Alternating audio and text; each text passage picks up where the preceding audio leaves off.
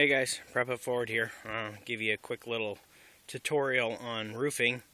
I know I didn't put any building paper on it, but this thing is $20 me to death, so I decided to roll without it. Maybe it's wrong, maybe it's not, but that's my choice. Anyways, starting out roofing is always the hardest. Once you get your pattern set, then you can roll pretty easy. Your starter row always goes on upside down. You see the 3 tabs are upside down here. Set your overhang. I set an inch out on the eaves, 3/4 of an inch on the side here, the gable end. Your first one always gets cut. You want a half a tab, whether it's the the architectural, the not normal 3-tab design. It just comes in solid sheets with these neat little wedge thingies. But you always cut your first one. You want every joint to overlap. So you put your first row upside down. I haven't done the very end yet, but you just cut it, measure and cut. That way, now when you take your other one, see the joint right here? Take your full sheet, you line it up exactly with your other one.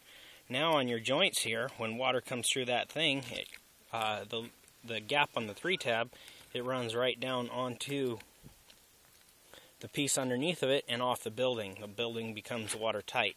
Now we're also lapped here, half the tab. And then you bring your next piece.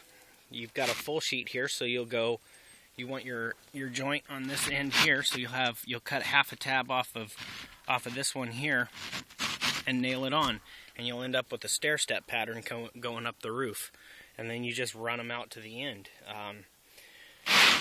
Nails go in the tar. Depending on where you live, we get some areas over here with high winds. I put 4 or 5 nails per full 3-tab. You never want to nail. You want to nail so you see the nail here. So if you had a lap like that, that would leak. You always want your nails to be covered up. I don't know. See how it's covered there? You want it covered. You don't want any what we call shiners. That way everything's covered. As you work your way up the roof, it becomes a watertight barrier.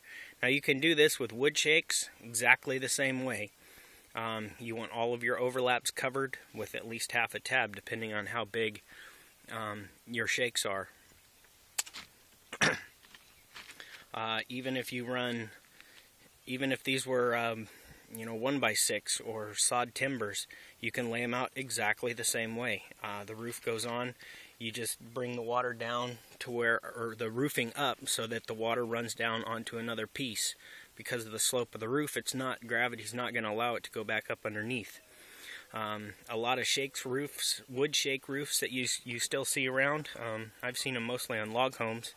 They're kind of a fire hazard, but they're a very beautiful roof.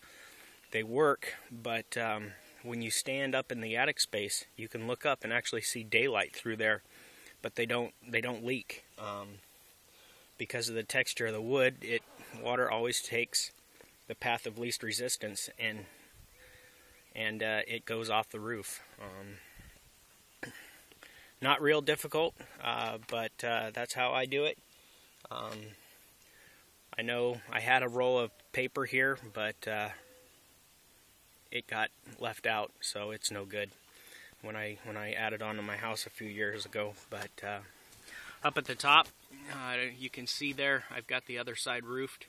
I laid one side over, then I'll overlap it again with the ridge cap. It's a little chilly this morning. I'm going to let the sun work on that. When I nailed the first one over, it stressed it a little bit, so once the sun heats it up and it relaxes, it's already starting to in that middle one there. I'll lay those over, tack them down. By the time I get this side roofed up, I'll be able to lay the ridge across the top and button her down good. I'll show you how to do the ridge cap when I get there. But That's roofing 101. It's not hard. It's actually pretty simple. The hardest part is obviously starting, and then the steeper the roof, the harder it is to stay on the roof while you're trying to put the damn shingles on. But there it is, and more later. Thanks, guys.